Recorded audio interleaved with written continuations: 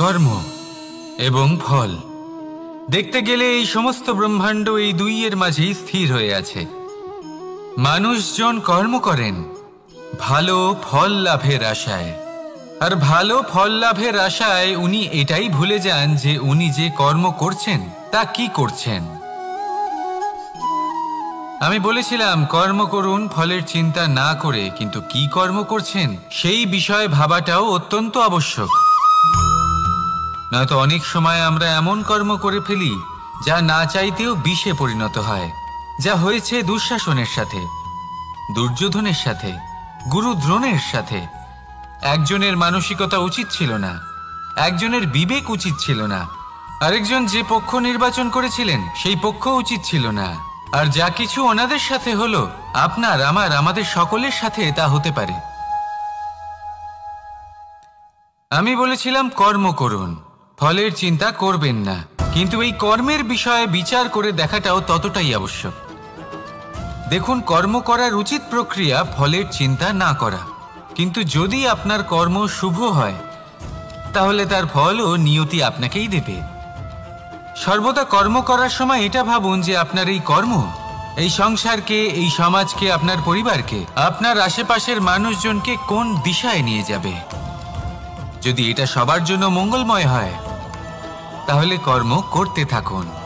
আর হ্যাঁ, নিশ্চিত রূপে ফলের চিন্তা করবেন না। আসুন আমার সাথে ভালোবেসে বলুন রাধা রাধা।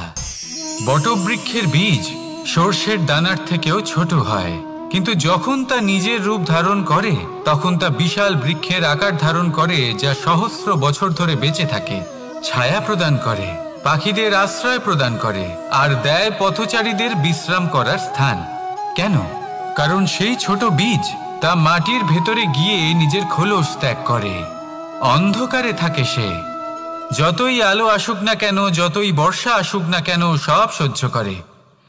আর তারপরে একটা চারা গাছ অঙ্কুরিত হয়, তারপর ধীর গতিতে একটা বিশাল বৃক্ষতে পরিণত হয়।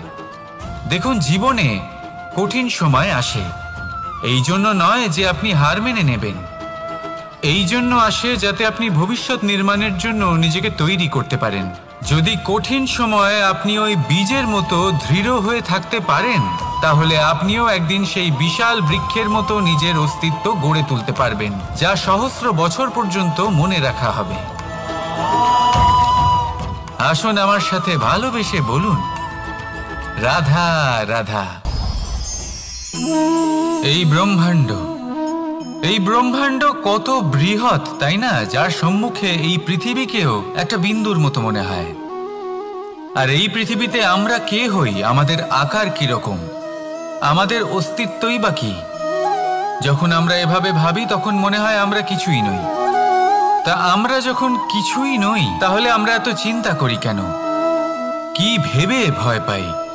কাকেই বা এত ভয় পাই? কে আমাদের মারতে পারে আর কেই বা আমাদের জন্ম দেবে? আত্মার আসলে না কখনো জন্ম হয় আর না কখনো মৃত্যু। আত্মা শুধুই শরীর বদল করে। আপনি, আমি, আমরা সকলে এই শরীর নয়, আমরা হলাম আত্মা, যা হলো পরম আত্মার পরম অঙ্গ। সেই জন্য মনে রাখবেন, বাইরের কোথাও দেখবেন না, নিজের অন্তরের গভীরে গিয়ে দেখুন, আত্মাকে উপলব্ধি করতে শিখুন। ক্লেশ, ভয়, চিন্তা, এই সব কিছুর থেকে নিজেকে দূরে রাখুন, তাহলেই উপলব্ধি করতে পারবেন পরমাত্মা কে। তাহলে আসুন আমার সাথে ভালোবেসে বলুন রাধা রাধা।